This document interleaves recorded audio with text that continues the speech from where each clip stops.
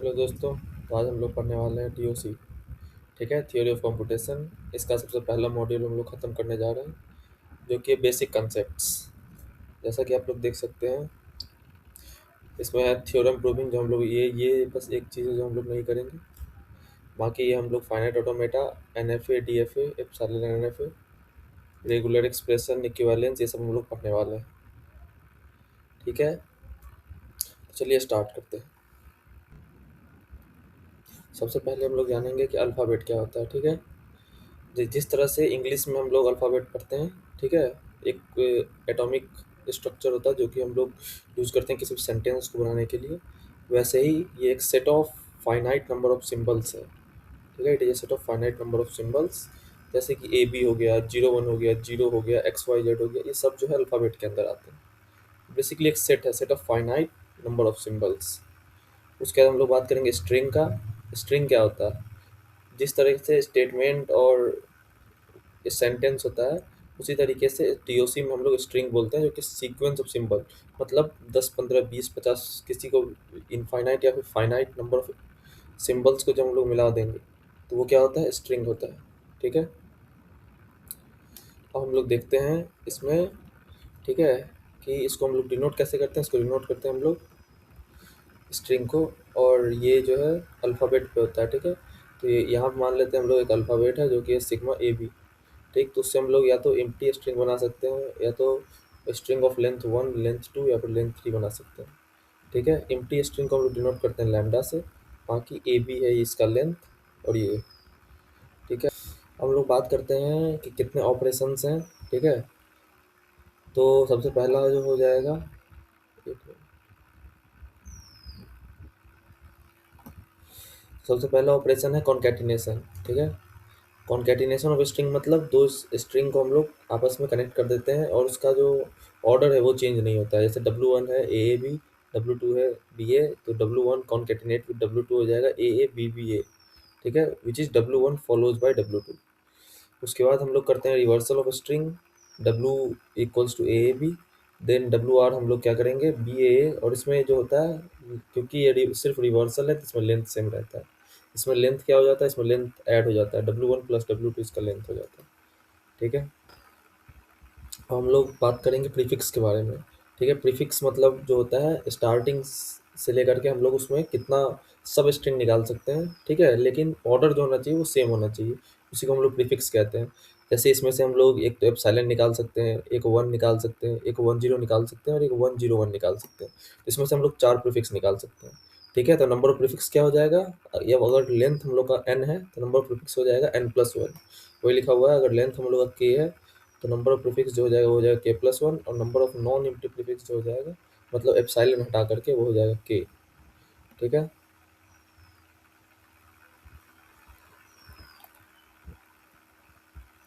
अब हम लोग बात करते हैं सब स्ट्रिंग के बारे में। ठीक है, तो सब स्ट्रिंग बेसिकली क्या होता है? इसमें ऑर्डर इंपॉर्टेंट नहीं होता। प्रीफिक्स में हम लोग को ऑर्डर इंपॉर्टेंट होता है, सब स्ट्रिंग में ऑर्डर इंपॉर्टेंट नहीं होता।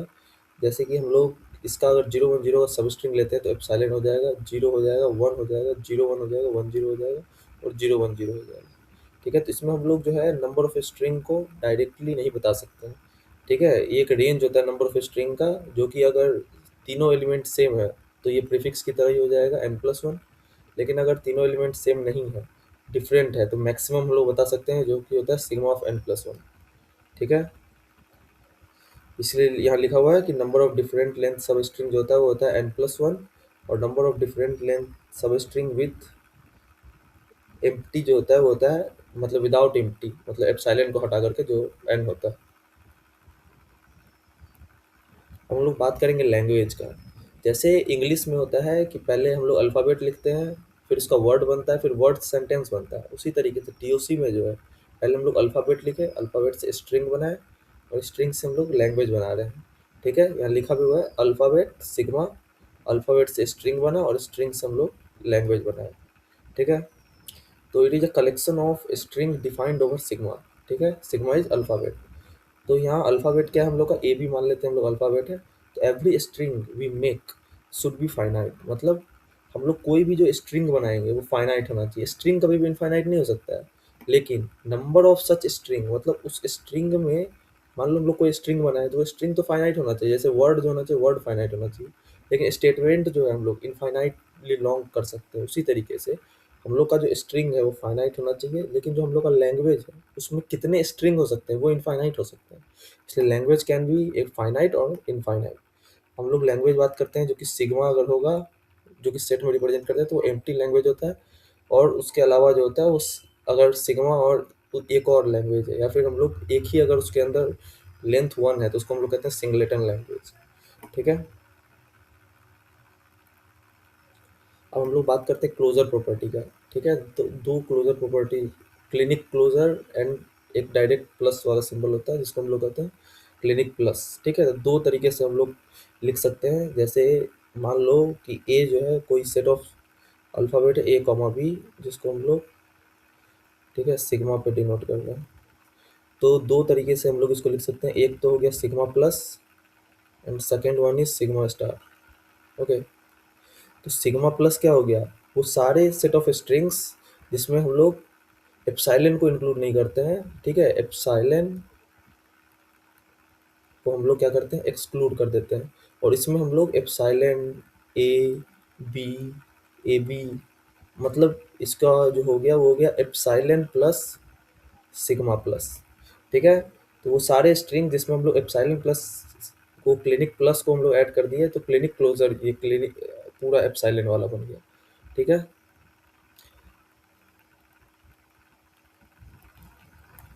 हम लोग बात करते हैं, जैसे हम लोग बताया कि लैंग्वेज में स्ट्रिंग का लेंथ फाइनाइट होगा, लेकिन स्ट्रिंग का नंबर जो होना चाहिए वो इनफाइनाइट हो सकता है। तो उसी के बेसिस पे हम लोग लैंग्वेज को दो पार्ट में बांटे हैं। एक तो हो गया फाइनाइट लैंग्वेज, एक हो गया इनफाइनाइट लैंग्वेज। ठीक है, अब लैंग्वेज पे बहुत सारे ऑपरेशन कर सकते हैं। जैसे कि लैंग्वेज सेट पे जितने भी ऑपरेशन कर सकते हैं, सारे ऑपरेशन हम लोग लैंग्वेज पे कर सकते हैं, क्योंकि लैंग्वेज क्या है, एक सेट है। ठीक है, तो हम लोग लैंग्वेज में क्या क्या कर सकते हैं, लैंग्वेज का यूनियन कर सकते हैं, इंटरसेक्शन कर सकते हैं, डिफरेंस निकाल सकते हैं।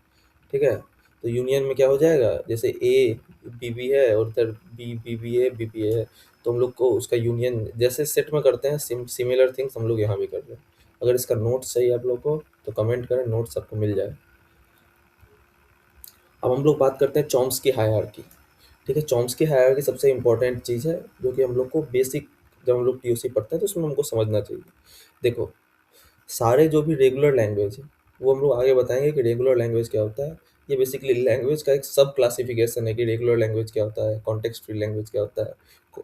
यहाँ पे आर एल का मतलब हो गया regular language, C F L का मतलब हो गया context free language, C S L का मतलब हो गया कॉन्टेक्स्ट सेंसिटिव लैंग्वेज, और आर ई एल का मतलब हो गया रिकर्सिवली एन्यूमरेबल लैंग्वेज।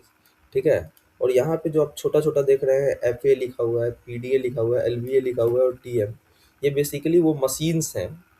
ठीक है, वो मशीन है जो कि इनको एक्सेप्ट करते हैं। मतलब इस पे आके एक्सेप्ट करने का मतलब है कि उस स्टेट, मतलब वो कोई भी एक स्टेट, फाइनल स्टेट पे जाके वो हॉल्ट करे, तो हम लोग कहते हैं कि ये मशीन जो है हम लोग का इस स्ट्रिंग को एक्सेप्ट कर रहा है, इस लैंग्वेज को एक्सेप्ट कर रहा है।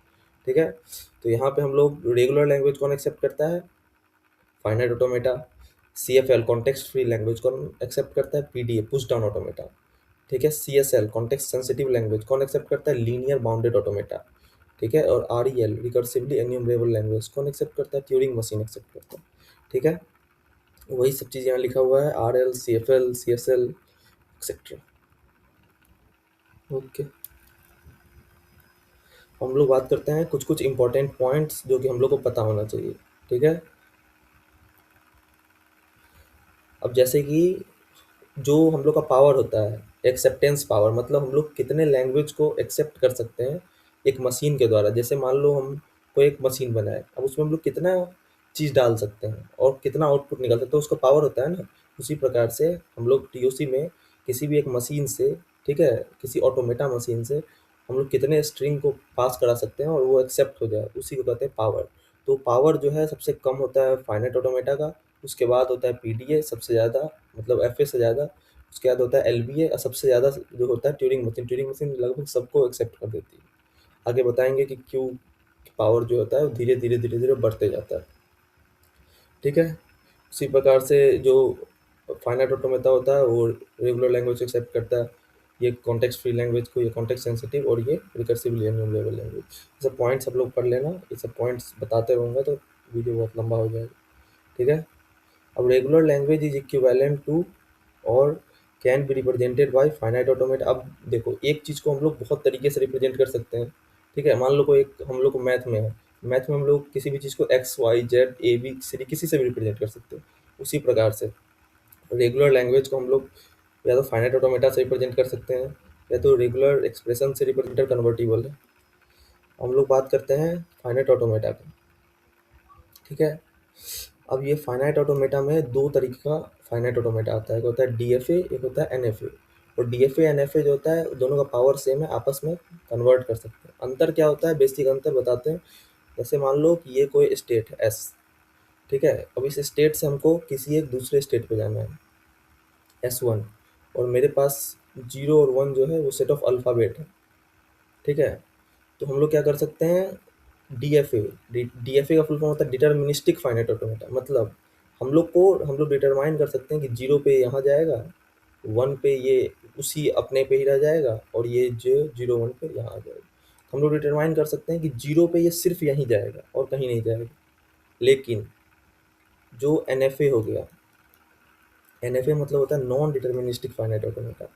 इसमें हम लोग क्या होता है, इसमें मान लो कोई ऐसे स्टेट है, ठीक है। अब इस स्टेट से 0 पे यहाँ भी जा सकता है, 0 पे यहाँ भी जा सकता है। तो हम लोग इसमें डिटरमाइन नहीं कर सकते हैं कि अगर 0 आएगा तो हम लोग को ये एस स्टेट पे ही रहेगा या फिर एस से S1 पे चला जाएगा। इसलिए इसको कहते हैं नॉन डिटर्मिनिस्टिक फाइनाइट ऑटोमेटा, ठीक है। उसी प्रकार से पीडीए होता है, पुश डाउन ऑटोमेटा। इस सब को आप लोग बाद में जा करके बहुत अच्छे से डीप में पढ़ेंगे। उसके बाद होता है ट्यूरिंग मशीन, ठीक है। उसके बाद आता है context free language is equivalent to, मतलब कॉन्टेक्स्ट फ्री लैंग्वेज जो किस किस चीज़ से डिनोट कर सकते हैं, तो हम लोग डिनोट कर सकते हैं पीडीए से, कॉन्टेक्स्ट फ्री ग्रामर और नॉन नॉन पीडीए। हम लोग बात करते हैं रेगुलर एक्सप्रेशन के बारे में, ठीक है। तो it represents a regular set. मतलब रेगुलर सेट क्या है, लैंग्वेज, रेगुलर लैंग्वेज। और रेगुलर लैंग्वेज को रिप्रेजेंट करने वाला क्या हो गया, रेगुलर एक्सप्रेशन हो गया, ठीक है। जैसे हम लोग का मान लो रेगुलर लैंग्वेज को रिप्रेजेंट करने वाला फाइनाइट ऑटोमेटा, उसको रिप्रेजेंट हम लोग कर सकते हैं किससे, रेगुलर एक्सप्रेशन से। ऐसे ही हम लोग डिफरेंट डिफरेंट तरीके से उसको रिप्रेजेंट कर सकते हैं। फाइनाइट ऑटोमेटा का दो पार्ट हो जाता है, डीएफए और एनएफए।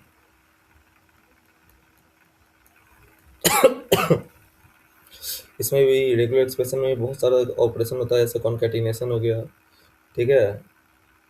इधर आर वन प्लस R2 मतलब क्या हो गया, इधर R1 और R2, मतलब या तो R1 लेंगे हम लोग या तो R2 लेंगे, दोनों एक साथ नहीं ले सकते। R1 डॉट R2 का मतलब हो गया R1 फॉलोड बाय R2, मतलब R1 लेंगे फिर R2 लेंगे। आर स्टार का मतलब मैंने बताया ही, क्लिनिक क्लोजर हो गया, ये हो गया क्लिनिक प्लस, ठीक है।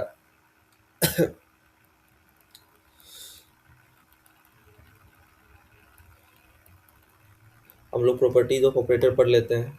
अब जैसे मान लो ए प्लस बी है, तो हम लोग ए प्लस बी को बी प्लस से लिख सकते हैं, मतलब ए, इधर ए और बी, उधर का भी क्या मतलब हुआ, इधर ए और बी, ठीक है। एप्सिलॉन प्लस ए को ए प्लस एप्सिलॉन लिख सकते हैं, फाइव प्लस ए को ए लिख सकते हैं, क्योंकि हम लोग कोई किसी में भी अगर एम्प्टी चीज़ ऐड करें तो उसका कोई मतलब नहीं होता। एप्सिलॉन प्लस एप्सिलॉन को एप्सिलॉन लिख सकते हैं, ए प्लस ए को ए और फाइव प्लस फाइव को फाइव, ठीक है। अब दो दो चीज़ याद रखना, बहुत काम आएगा कि हम लोग जब फाइव फाइव जो होता है एम्प्टी होता है, तो फाइव में हम लोग किसी भी चीज़ को कॉन्केटिनेट करेंगे तो फाइव ही आएगा। इसको हम लोग करते हैं dominator. And five plus any equals to any, मतलब फाइव में हम लोग कुछ भी ऐड कर देंगे, ठीक है। ऐड करने का मतलब है यहाँ पे और ऑपरेशन लगाना, तो वो आइडेंटिटी आएगा, ठीक है। इसको हम लोग कहते हैं आइडेंटिटी ऑपरेशन। ये सब बेसिक बेसिक चीज़ है, ए डॉट ए इंटू ये सब आप लोग पढ़ लेना, ठीक है। ये एग्जाम्पल्स है। हम लोग ये दो चीज़ पढ़ते हैं कि और ऑपरेशन जो होता है और कॉन्केटिनेशन, ठीक है। और ऑपरेशन एसोसिएटिविटी को फॉलो करता है, कम्यूटेटिविटी को फॉलो करता है, ठीक है। और आइडेंटिटी इसका जो होता है वो फाई होता है। और जो ये कॉन्केटिनेशन है वो एसोसिएटिविटी फॉलो करता है, लेकिन कम्यूटेटिव नहीं फॉलो करता है। जैसे कि देखते हैं, और है तो और में A plus B plus C equals to B A plus B plus C, ये दोनों सेम होगा, लेकिन कॉन्केटिनेशन में यही चीज़ A dot B dot C equals to A dot B dot C, ये दोनों क्योंकि एसोसिएटिविटी फॉलो करता है तो ये दोनों सही है, लेकिन इसमें कॉम्यूटेटिव ये फॉलो नहीं करेगा, इसीलिए हम लोग A plus B equals to B plus A लिख सकते हैं, लेकिन A dot B is not equals to B dot ए।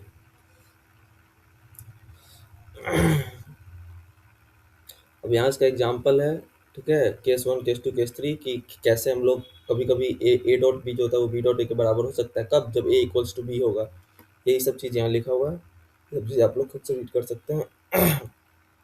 उसके लिए एग्जाम्पल है, और यहाँ पे है कुछ इंपॉर्टेंट पॉइंट्स, जैसे कि ए प्लस बी का होल स्टार, ठीक है, तो इसको हम लोग बहुत तरीके से रिप्रेजेंट कर सकते हैं, जैसे ए और ए प्लस बी का होल स्टार को हम लोग ए बी का होल स्टार का होल प्लस कर सकते हैं, क्योंकि ए आगे में आ गया ना, तो इसलिए ए यहाँ पे रिप्रेजेंट करके बी स्टार का होल प्लस कर सकते हैं।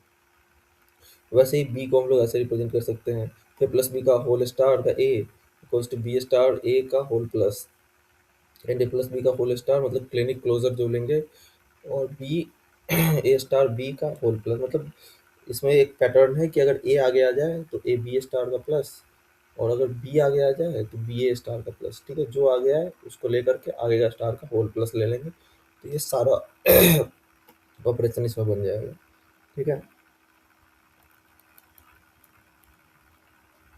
बाकी और सब एग्जाम्पल है, ये सब आप लोग पढ़ सकते हैं। आगे का वीडियो जो है दूसरे पार्ट में आएगा, अगर आपको ये अच्छा अच्छा लगा तो कमेंट करें, ऐसे ही वीडियो के लिए चैनल को सब्सक्राइब करें।